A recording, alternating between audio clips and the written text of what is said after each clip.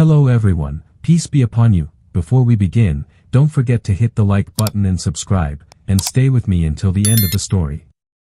Also, leave a comment telling me which city and country you're watching from. I'd love to see how far my story has reached.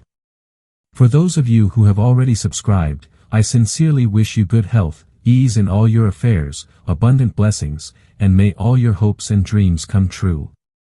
Amen. Now, let's begin the story. The Nevada desert was already hot by mid-morning. Heat rolled across Fort Sentinel Air Base, and everything looked washed out under the sun.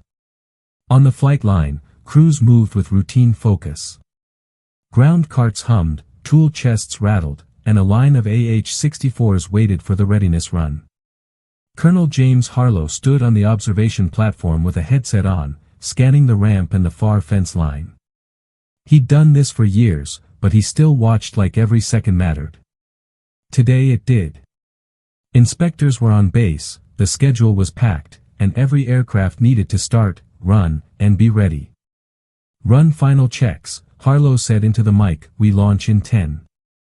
Down on the tarmac, Lieutenant Ryan Porter answered, steady and clear. Copy, sir. Fuel lines verified. Hydraulics green. Near him, Sergeant Kim Alvarez tightened a panel and gave a quick nod up at the cockpit of Falcon 7. The pilot returned a thumbs up. Systems cycled. Screens lit. The first engine spooled with a clean whine. Air shimmered around the exhaust. The second engine rolled, then faltered. The sound dipped like someone cut the air. A cough, a short surge, and silence.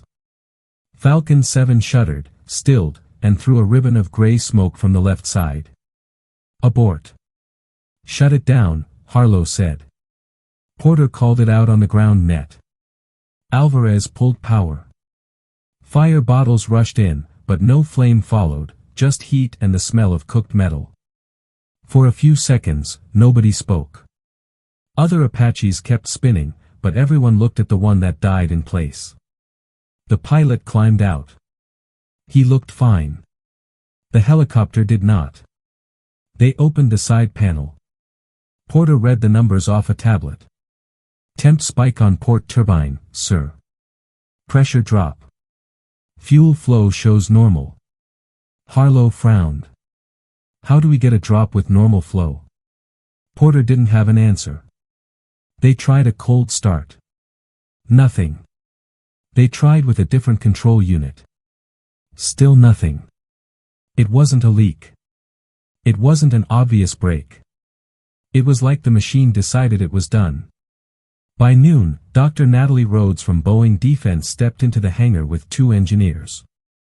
She went straight to the engine bay, eyes calm, voice clipped. No more guesswork. We start from zero. Cables went in, laptops came out, and the hangar turned into a quiet lab. Natalie walked through ignition logs and sensor traces. Torque stalls at the same point every time, she said. Fuel rail is stable. Vibration looks too clean. Porter looked up. Too clean. Machines aren't perfect, she said. There's usually noise. This curve looks like a demo slide. Harlow kept moving between stations, checking clocks and making calls. Inspectors waited. The schedule slipped by the minute. He told ops to hold the restarts. He told maintenance to run the full scan. He told himself to stay calm. Kim wiped sweat off her face and lowered her voice near Porter. It feels wrong. Like we're chasing numbers, not the bird. Porter half smiled. Numbers keep us safe. Not when they lie, she said, then went back to the panel. By late afternoon, nothing matched. Diagnostics said systems were fine. The engine refused to start. Natalie replaced a controller, then swapped a secondary sensor. The readouts shifted by tiny amounts, but the stall stayed. We're not there yet, she said, as if talking to herself. Harlow watched the inspectors cross the ramp toward their office trailer. He knew what the delay looked like. He didn't care. A broken aircraft flies for no one. When the sun dropped, the hangar lights took over. The base quieted, except for the hum of fans and the tick of cooling metal. Most of the Boeing team stepped out to reset. Harlow stayed. He walked around Falcon 7 once, slow. The airframe looked fine. The paint looked fine. Everything looked fine. That didn't matter. He stopped near the left intake and listened. The building buzzed. That was all. Porter came back with coffee. "Sir, we can push this to morning, wait for fresh parts." Harlow shook his head. "Fresh parts don't fix what we don't understand." Kim joined them, wiping her hands.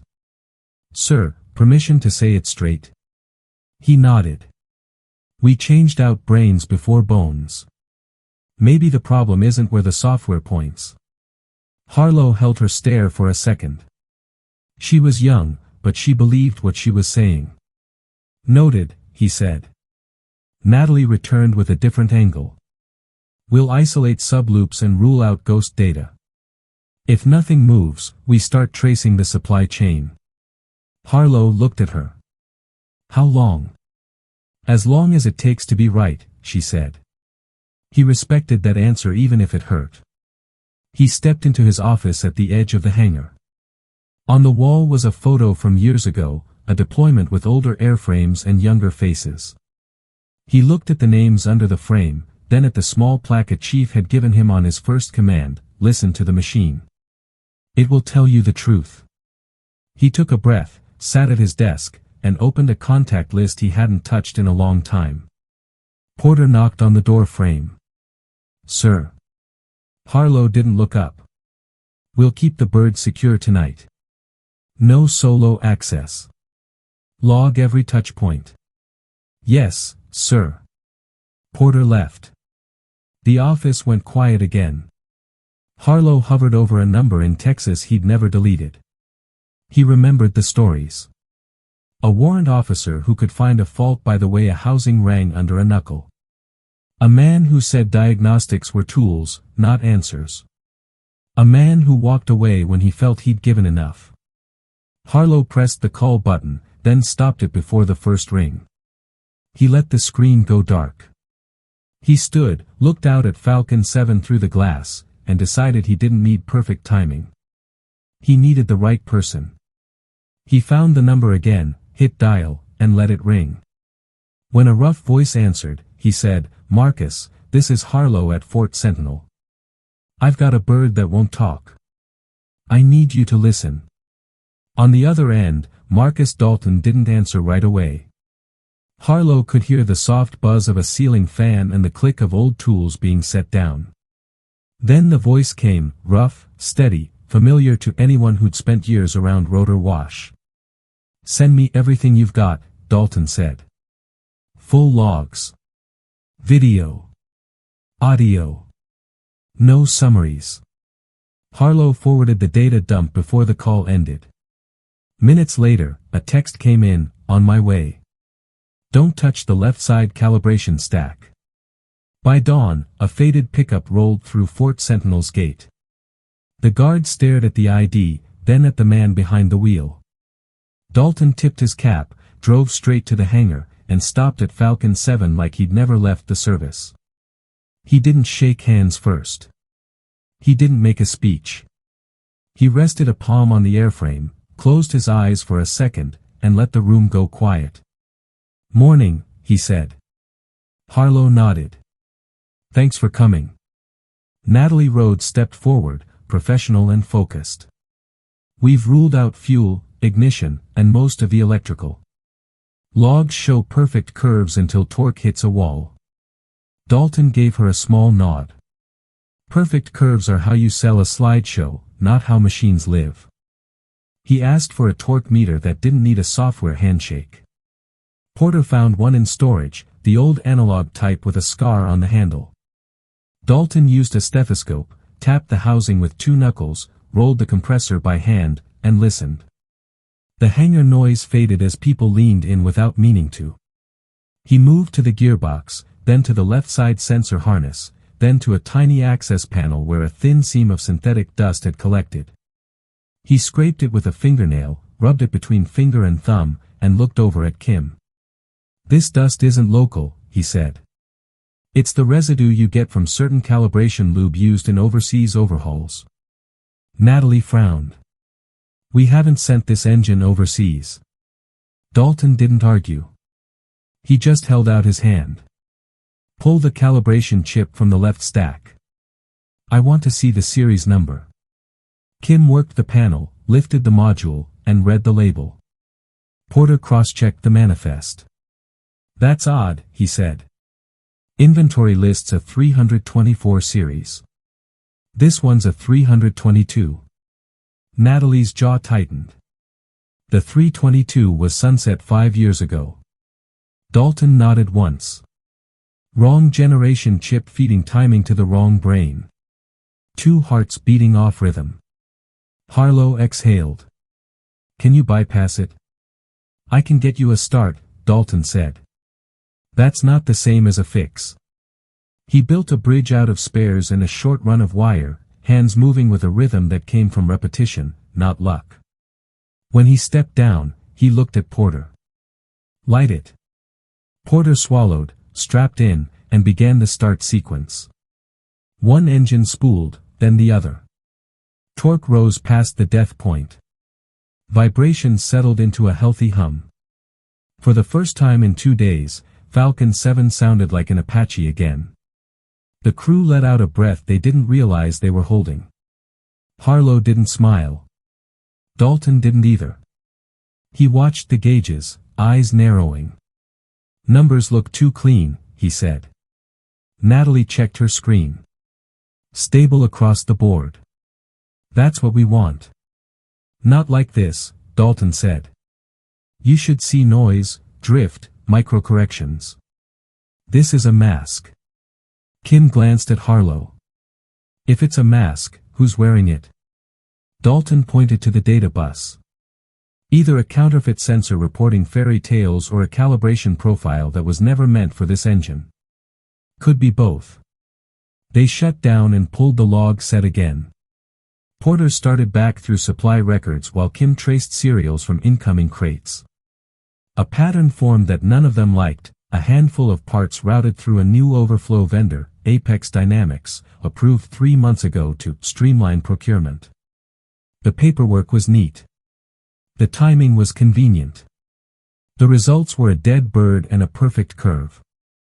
Harlow called security and set 2 rules: no one works on Falcon 7 alone, and every access gets signed by 2 people. After that, he walked with Dalton along the hangar's shadow line. "You think this is sabotage?" Dalton took a moment. "I think someone made a choice that favored paperwork over pilots. Whether that's greed or intent, I don't know yet." "Find out," Harlow said. That night, the hangar was quieter than usual. Natalie's team stepped out to recalibrate their own process. Porter and Kim kept sorting serials. Harlow reviewed the base camera map. Dalton lay on a creeper under the airframe, checking secondary panels no one had touched in the last 48 hours.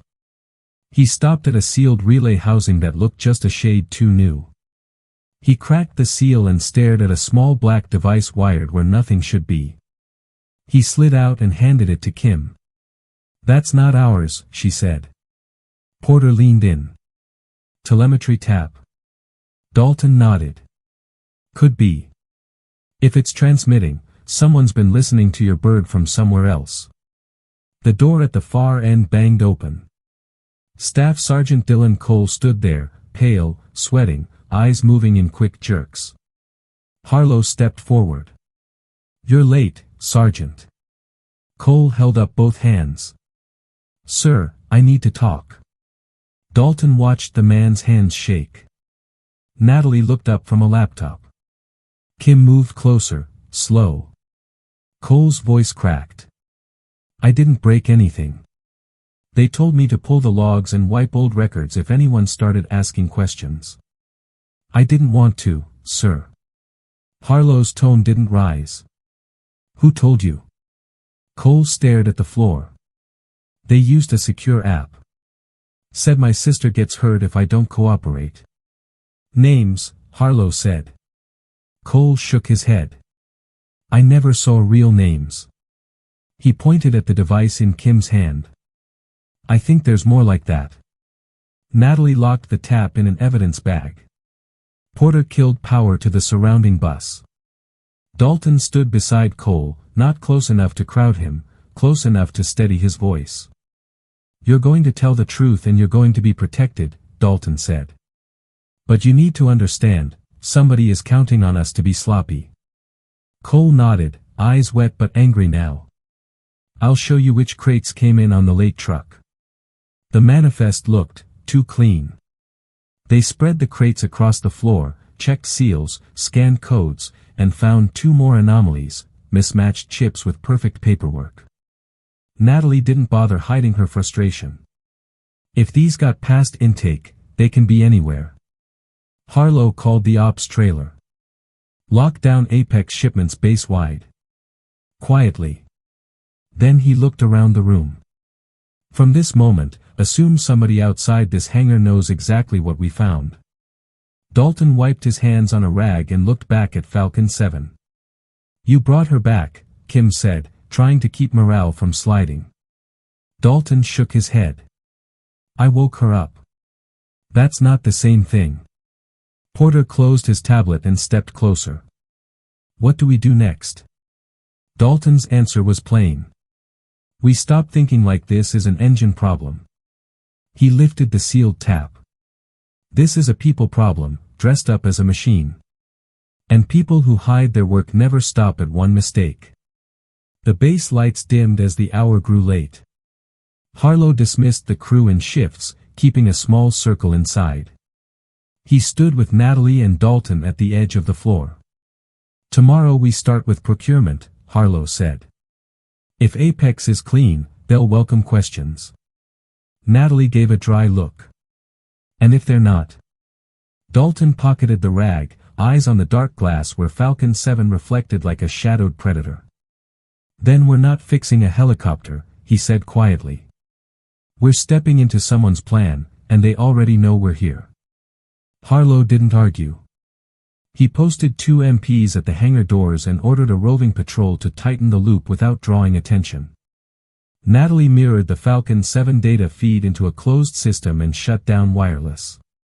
Porter air-gapped a workstation and began mapping part numbers against delivery times. Kim stacked the suspicious crates by the tool cage and labeled them for impound. Cole stayed inside, flanked by an MP, pale but firm. Dalton took the small telemetry tap to a side bench and started tracing the pinout by hand, pencil notes on scrap paper, old habits cutting through modern noise. Assume whoever planted this wants it back, Dalton said. So we stop them from touching the bird. Harlow nodded. We'll move evidence to the ops trailer in 20. They never got the chance. A sharp metallic click echoed from the far bay, followed by a concussive blast that punched the air out of the room. The floor jumped. Lights flickered. A second later, alarms screamed. Heat rolled from the storage corner like someone opened an oven. Harlow shouted for suppression. The foam system kicked in, but the blast had already chewed the wall and scattered shrapnel. Down. Kim pulled Cole behind a toolbox. Porter grabbed a fire bottle and hit a small flame trying to climb a cable run. Dalton scanned through smoke, eyes watering, looking for the next hit. He saw it, a blinking red dot under the left engine mount, tucked where no one would casually look. He climbed the stand, ripped an access panel, and reached in. Wires bit his knuckles. He tugged hard. The beacon popped free and kept blinking in his hand. Tracker, he said, coughing. They're guiding the destruction. Harlow keyed his radio. Seal the hangar. Nobody in or out without my voice. Natalie moved to the master breaker and killed a section before heat warped the housing. The sprinklers did their job, but the intent was clear: burn the evidence, maybe the airframe, maybe the people if they hesitated. MPs swept the perimeter. Someone had slipped a timed charge into a low-traffic bay. That meant access. That meant a badge or a friend with one. When the smoke settled enough to see, Harlow stood over the cracked concrete and made a call. "This is no longer an engine event," he said to the room. "This is criminal. We treat it like one." Natalie bagged the tracker. Porter photographed everything he could see. Kim counted remaining crates. Cole spoke up, voice unsteady. "Sir, there's a guy in logistics who always signed Apex shipments without checks. Major Preston Ward. He told me to stop asking questions." Harlow's face didn't change. "Noted." Dalton met Kim's eyes. They both understood what that meant. They moved Falcon 7 to a safer bay and posted armed guards. Harlow asked Natalie for a list of all personnel who accessed the hangar within the last 72 hours. She handed him a short stack. Ward's name was on 3 entries outside normal hours. Harlow didn't wait. He walked straight to logistics with Dalton at his shoulder and Porter trailing. Ward was at his desk, composed, sleeves rolled, talking into a phone. He hung up slowly when he saw them. "Colonel," he said. "Busy night." Harlow kept his tone even. "We had an explosion. We'll be auditing every Apex shipment." Ward smiled thinly. "By all means. We're all on the same team." Dalton looked around the office. New label printer. 2 fresh sealers. A locked cabinet with a cheap aftermarket hasp. He nodded at it. "Open it." Ward's smile didn't move. "That's personal property." Harlow didn't blink. "Open it." Ward turned the key. Inside were spare labels, a handheld scanner, and 3 calibration chips in foam. 2 were 322s. One had no visible series number at all. Porter reached for it. Ward moved a fraction too fast. Harlow caught the twitch, stepped in, and took the tray. Dalton rolled the unmarked chip in his palm. It had weight and a faint residue like the dust he'd scraped from Falcon 7. "Chain of custody starts now," Harlow said. "Ward, you're relieved pending investigation." Back in the hangar, Natalie ran the unmarked chip under a microscope. The board looked right at first glance, then wrong in ways meant to hide, extra traces buried under resin, a non-standard controller masked as an approved part. "This isn't just counterfeit," she said. "It's designed to pass a casual audit and fail a pilot." Porter checked the stats against his map. "Every failure we've had lines up with the Apex window." Kim checked the chip cage. "And these came in through Ward's desk." Dalton set the beacon on the bench and connected it to an isolated battery. The diode pulsed, then threw a handshake packet across a short-range band. He caught it on an old receiver and watched the header. "It's phoning home," he said. "But not far. A relay on base, then out." Harlow folded his arms. "So we cut the relay." "We can do better," Dalton said. "We can feed it." He explained the trap in simple steps. Leak a false note into the right ears, a flight data unit from Falcon 7 scheduled for courier transfer in the morning, supposedly carrying a clean copy of everything they'd found. Mark a decoy crate, park it where the impatient can reach it, and put a small watch on the shadows instead of the door. If the leak is real, the thief will move before the paperwork can bury them. Harlow listened, then nodded once. "We run it tonight." They set the stage. Natalie prepped a dummy drive with harmless junk and a single encrypted file that screamed evidence to anyone skimming. Porter labeled a crate with a courier tag and logged it on a need-to-know list of 6 names. Kim walked the rumor to 2 places where rumors travel, the break room and the loading dock. Cole, with protection, repeated the line once to a contact who had always seemed too curious about engine logs. MPs repositioned to dull corners, not doorways. Cameras looped a clean feed except for one narrow lane no one checked. Near midnight, footsteps approached the crate. 2 figures in dark uniforms moved like they knew where to put their feet. One used a key card on the lock. The other kept watch. Floodlights hit them before the latch finished turning. Military police, a voice snapped. Hands where I can see them. The lookout bolted left and vanished between trucks. The one at the lock froze, then turned slowly. Major Preston Ward squinted into the light and didn't say a word. Harlow stepped from the shadows with Dalton and an MP sergeant. You've had a busy week, Major, Harlow said. Ward licked his lips. Colonel, I was securing sensitive material. From the crate you just unlocked with a key card you shouldn't have, Dalton said, calm and flat. Ward's jaw tightened. You don't understand. Explain it, Harlow said. Ward glanced past them, like he was calculating distance. The MP sergeant shifted his weight, already a step ahead. Ward's shoulders sagged a fraction. This isn't local, he said. You're poking a hole in something bigger than supply shortcuts. Back in an empty briefing room, Ward sat across from Harlow and Dalton, wrists free but watched. Porter stood by the door. Natalie placed the unmarked chip on the table and said nothing. Ward stared at it like it could still save him. He started with the easy line, cost savings, vendor pressure, backlog.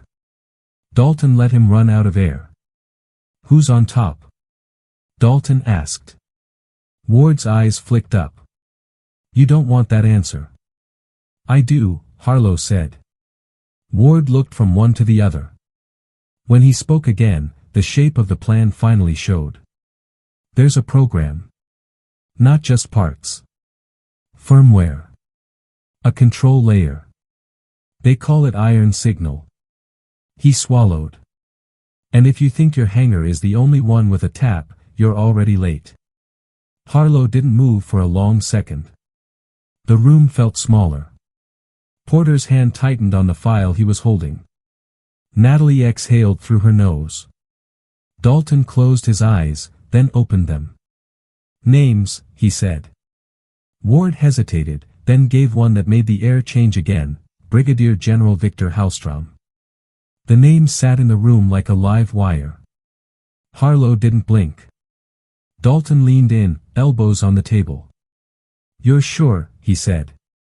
Ward nodded once. I didn't want in. I got told in. Natalie slid a legal pad across. Spell it out. The real objective. Ward swallowed. Operation Iron Signal. Firmware seeded through overflow parts. Hidden services in the flight computer. With the right handshake, command can read everything in real time. With the next patch, they can push control. Porter's grip tightened on the doorframe. Override pilots. Ward's stare went flat. If they want. Harlow stood. You're done, Major. You'll be protected if you cooperate. If you hedge, you're alone. Ward's shoulders slumped. There's a data vault at Apex Dynamics, Arlington. Hallstrom routed authorizations there. If you pull it, you'll have him. If you go loud, he'll burn it. Dalton pushed back from the table. Then we don't go loud. Fort Sentinel moved like a quiet machine. Harlow picked a circle so small it could fit in a single Black Hawk. Sergeant Laura Keene on the stick. Dalton on systems. Harlow on command. Natalie would build the pull script and stay on base to mirror whatever they found. Porter would run comms and scrub their trail. Kim would lock the hangar and sit on Falcon 7 with MPs. Cole signed a full statement and stayed under guard. Ward handed over a half-page of codes and a sketch of the Apex floor plan from a contractor manual. Side service door, east corner. Legacy maintenance bus behind a blank panel. If it hasn't been replaced, you can spoof it, he said. Dalton nodded once. I'll make it talk. They lifted under a moonless sky. Keene kept the UH-60 low, hand steady, voice calm. No transponder. Dead quiet. 30 minutes to the river. Harlow looked out over the dark. He wasn't thinking about politics or press. He was thinking about pilots who'd feel a stick fight them at the worst second of their lives. Dalton checked his case, old-school signal jammer, a compact terminal he built from spare boards, a coil of wire, a punch tool, 2 USB safes, and a roll of tape. He looked at Keen. "If this goes sideways," he said. She smiled without humor. "I don't do sideways." They sat down in the shadow of a maintenance silo behind the Apex complex. The building was glass and steel, corporate clean, with cameras on every corner and a badge reader that pretended to care. Dalton popped a panel that looked like decoration and found exactly what Ward promised, a dusty service port hidden behind sheet metal. "Lazy," he muttered, and clipped in a lead. He let the jammer hum at a low level, just enough to make cameras lag without going blind. Harlow stood to block sight lines. Keen watched the corner with a small carbine and the patience of someone who'd waited out worse nights. Inside, everything smelled like plastic and climate control. They moved down a bright hall that looked like a brochure photo. Dalton slowed at a door marked Data Operations. He knelt, opened a second panel, and bridged the legacy bus into his terminal. Code scrolled. "Apex loves convenience," he said. "Convenience hides sins." He found iron signal in a folder tree that pretended to be a test sandbox. "Authorizations, build notes, push windows," he said. "Hallstrom's initials on half the commits." Harlow kept his voice even. "Copy and leave." "Working," Dalton said. At 62%, alarms snapped on. Red wash flooded the hull. A purge script kicked off on the server side. "They saw me," Dalton said. "They're burning it." He forked the process and spiked a lock on a single file, a rolling log of remote authorizations with a signature key. "I can freeze this and ship it," he said. "Do it," Harlow said. Footsteps hit tile. 2 Apex guards turned the corner with rifles up. Keen didn't wait. She stepped into the angle and barked, "Federal detail, weapons down." They hesitated just long enough for Harlow to close distance and disarm one. The second fired a rushed shot that chewed a wall plate. Keen pressed him to the floor in 2 moves. Dalton yanked the drive as the purge reached 100% and the rest of the tree wiped to blank. "Out," Harlow said. They retraced through the corridor as more alarms cascaded. The jammer bought them hiccups in the camera feeds, not invisibility. A metal door at the end slammed down. "Locked," Keen said. Dalton slid a punch into the safety release and popped it with a clean snap. They hit the night air and ran the last stretch to the rotor wash. Keen lifted hot, nosed over the river, and stayed low. Tracers didn't follow. Apex wasn't ready to explain gunfire to the neighbors. Halfway home, Dalton plugged the drive into a secure cradle and mirrored it to a second vault stick. "Logs intact," he said. "Dates. Times. Hallstrom sign-on. Remote services to multiple airframes. Fort Sentinel. Others." Harlow didn't answer. He was already writing the next steps in his head, who to trust, who not to call, who to invite to a room with no phones. They touched down at a federal safe site outside the metro area where a small, quiet team was waiting. No press, no badges on lanyards, just people who knew how to sit with a problem until it told the truth. Natalie joined by secure link from Fort Sentinel and pulled the log into a read-only viewer. Porter verified hash values against Dalton's originals. Kim checked in from the hangar, voice calm, bird quiet, MP's bored. Cole slept for the first time in 2 days. The log broke the room open. Hallstrom's digital signature authorized the embedding of a control layer distributed through approved updates and supplemental calibration. The same window matched the Apex overflow shipments. One entry pointed at a test session tagged Falcon 7. Another pointed at 3 other bases by code. Harlow looked at the names and didn't like the map they drew. "We bring this to the top," he said. "Not the middle. The top." By noon, a closed meeting was on a calendar that didn't show meetings. Hallstrom walked in with a face that looked carved, uniform perfect, eyes cold. He didn't sit. "Colonel Harlow," he said. "You've created noise around a readiness issue." Harlow kept his hands flat on the table. "I've stopped you from turning pilots into passengers." Dalton set the vault stick between them. "This is your key, General. Your hand on the door." Hallstrom didn't flinch. "Autonomy will save lives, Chief. Pilots make errors. Central control prevents them." Natalie's voice carried from the speaker. "Central control made our bird stall on the ramp. If that happened at altitude, we'd be planning funerals." Hallstrom's jaw worked once. "You have no context," he said. Harlow leaned forward. "I have a log, a tap, a beacon, a bombed hangar, and a mechanic you tried to throw away. Context: you got caught." Keane stood at the wall, silent, eyes on Hallstrom's hands like they mattered more than his words. Porter slid a printed excerpt across: authorization IDs, patched windows, checksum trails. Hallstrom glanced down, then back up. "You won't win this," he said quietly. "You don't understand who benefits." Dalton's voice stayed level. "Pilots benefit when their aircraft obey them. The country benefits when the chain of command doesn't hide a backdoor." Two officials who hadn't said a word finally spoke. "General, you're suspended pending review. Turn over your devices." Hallstrom stared for one long beat, then placed a phone and a fob on the table. He looked at Harlow. "You've set something in motion, Colonel. Let's see if it lands where you think." He left without looking back. The room didn't cheer. Harlow wasn't done measuring the distance between proof and safety. He called Fort Sentinel. "Kim, hold position. Double the guard. Nobody touches Falcon 7. "Copy," she said. Dalton closed the drive case. "We've cut the wire," he said.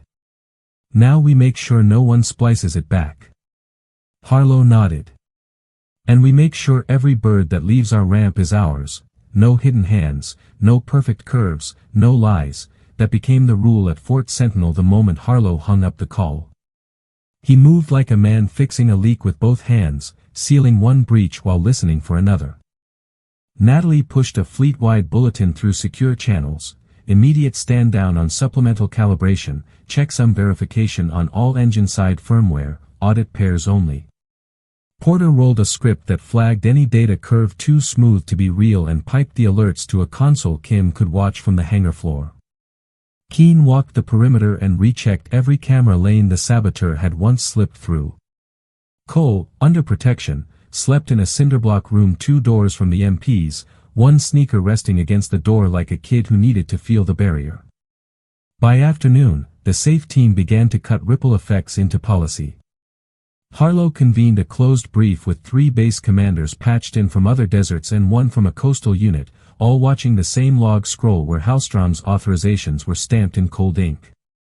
They spoke the short language of pilots: what's mission ready, what's not, what gets grounded, who gets told. No one argued about grounding what couldn't be trusted.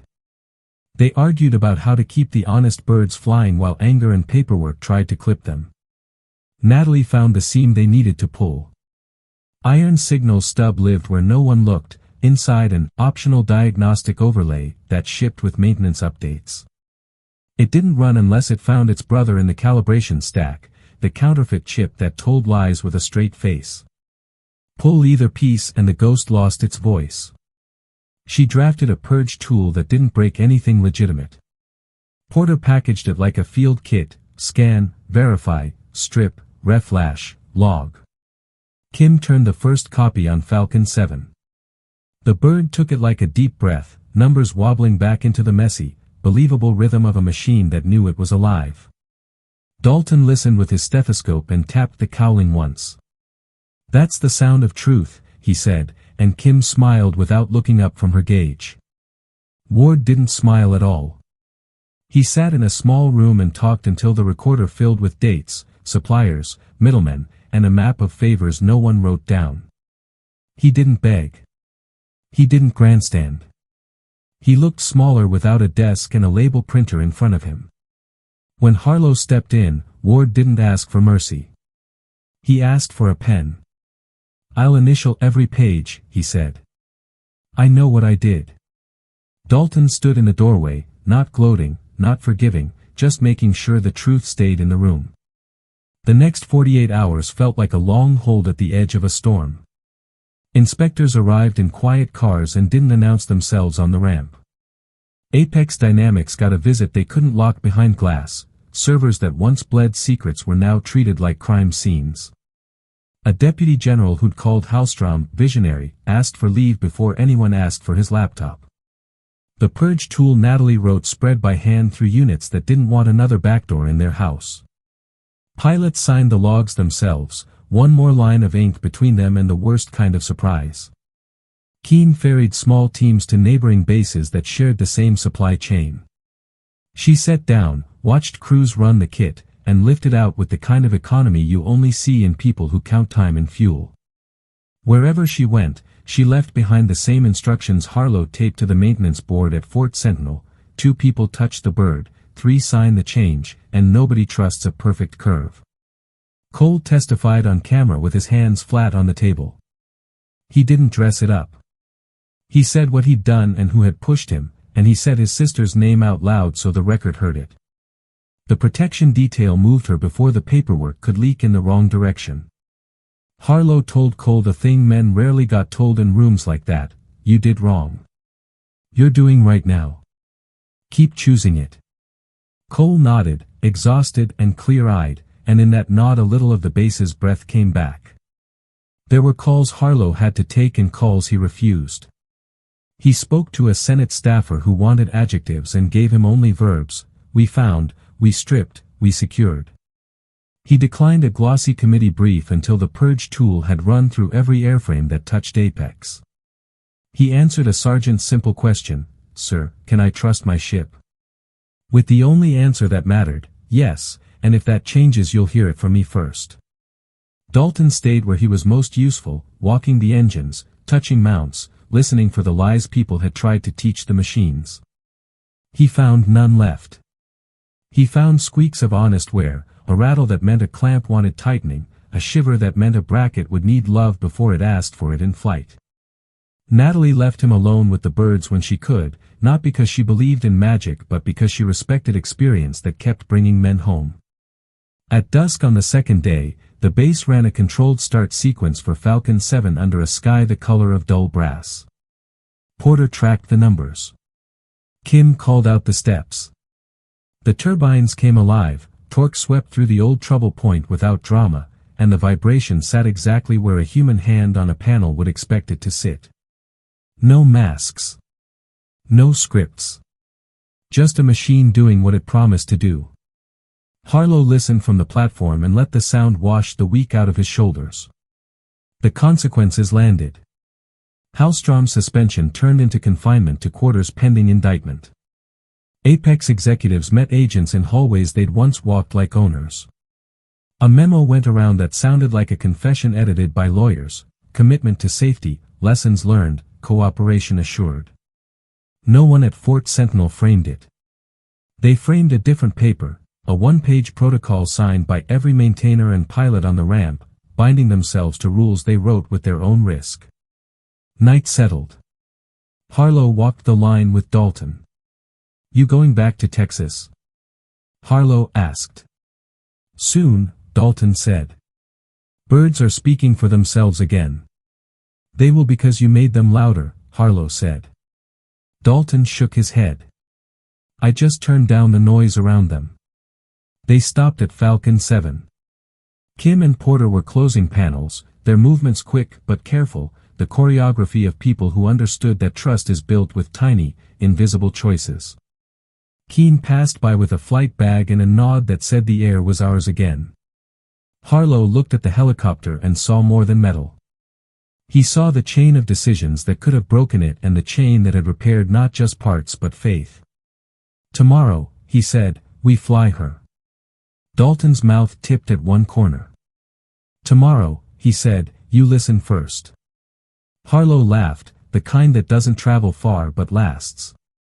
He looked one last time at the gauges cooling to silence and repeated the rule to himself, simple as a checklist and heavy as a promise: no hidden hands, no perfect curves, no lies. That was the note still ringing in Harlow's head when dawn rinsed the ramp in pale gold and Fort Sentinel came awake with the ritual of a flying day. Crews rolled carts, checked chocks, and spoke in clipped sentences that meant more than the words. Falcon 7 waited at Spot 3, clean and quiet, the scorch on her paint now just a story the team would tell in weeks to come. Kim and Porter were already there, running the last pre-flight like a prayer spoken out loud.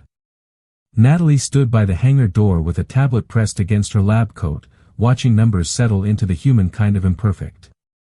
Dalton leaned on a rail with his stethoscope looped in one hand, eyes soft in a way that only happens when a machine has chosen to forgive you.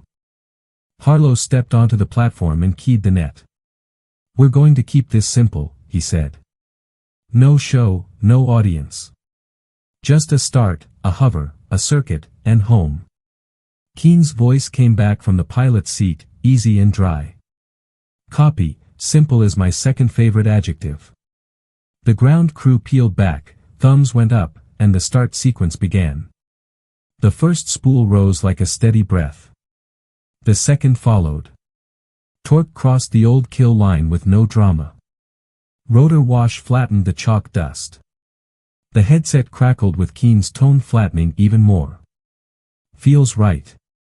Feels honest." They lifted a foot, then two, then the skids eased into air and held. Vibration stayed where they belonged, a thrum in the bones, not a scream in the teeth. Porter read the stack, Kim watched the skin. Natalie watched the tiny waver in a temperature trace that told her more than any perfect line ever could. Harlow didn't speak. He just let the rotor song draw a circle over the ramp that said this base knew itself again. Keen slid forward, turned down the runway, and rose into a slow, tight pattern over the perimeter road. The desert opened like a map she had already memorized.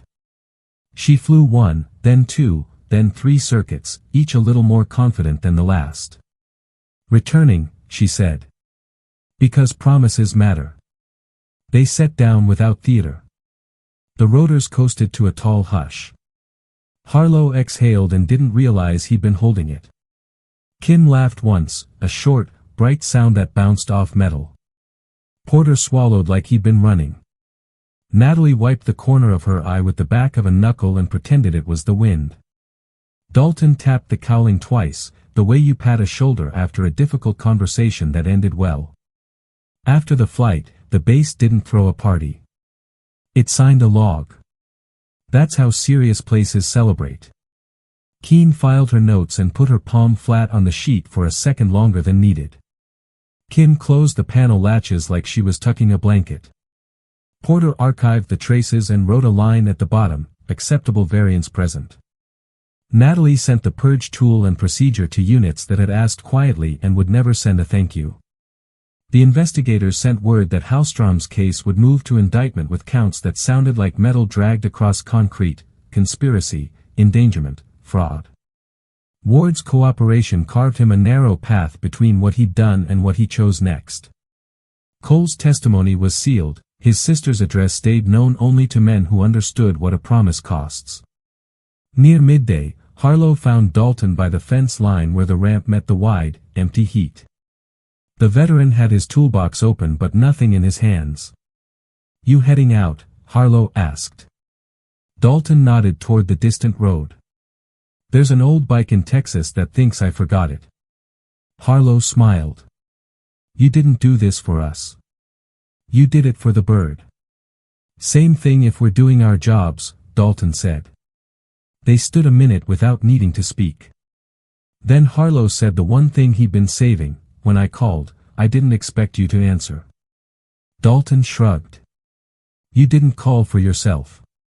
You called for her." "I always answer a machine that's been lied to." On his way to the truck, Dalton passed Kim and Porter, both catching a quiet breath by the shade of a tail. Kim said, I used to think the numbers told the story. Dalton tilted his head. They do, if you let them be numbers and not costumes. Porter grinned at that. We'll keep the costumes out. You'll try, Dalton said, and the kindness in it made the promise heavier and easier at once. Natalie caught him at the gate with a small, battered torque wrench she'd signed on the handle. For the bike, she said. And because perfect curves are a myth. He accepted it like an award and a joke. Keene offered a ride to the county road, he waved it off.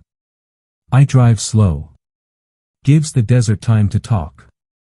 Word of what Fort Sentinel had done traveled in the way good things sometimes do, quietly, sideways, landing with crews at dawn who needed an example more than a headline.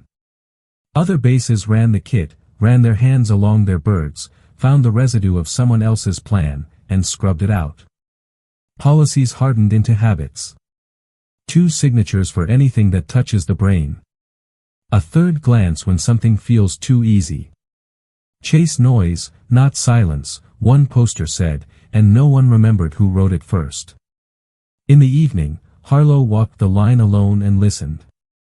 He heard pumps cooling, radios lisping, feet scuffing, the human music of a place that works. He stopped at Falcon 7 and put his palm against her side until he felt the last heat leave. He thought about how close they'd come to writing letters instead of logs. He thought about how the fix had been part torque and part courage, part code and part conscience. He thought about how leadership is sometimes just the discipline to say no to a smooth lie and yes to a noisy truth. The truck tailgate thumped somewhere beyond the fence. Dalton was going. Harlow didn't call out. Legends don't like curtain calls. He just raised a hand to no one and everyone and turned toward the office with a list he'd keep adding to as long as he wore the rank. Inside, he wrote a line at the top of a new sheet and thumbtacked it to the corkboard above his desk where pilots sign for keys. Listen first. Then fix. Then fly. Night came down clean. The ramp lights made halos on concrete. Cole's room light clicked off. Ward's pen scratched through another page. Natalie's script executed at 3 more units. Keene's bag sat by a door ready for a dawn hop. Kim and Porter left together, arguing gently about a clamp that didn't need adjusting but would get it anyway. Out on the highway, a battered pickup rolled toward Texas with a stethoscope in the glove box and a wrench on the seat, the driver humming to himself like he could still hear turbines in the dark. Fort Sentinel slept, not like it was safe forever, but like it had remembered how to keep itself honest. And in the quiet that followed, a simple truth found room to stay. Machines tell you the truth when you let them, men keep their word when they choose to, and a base stands when both of those things are guarded by hands that refuse to hide.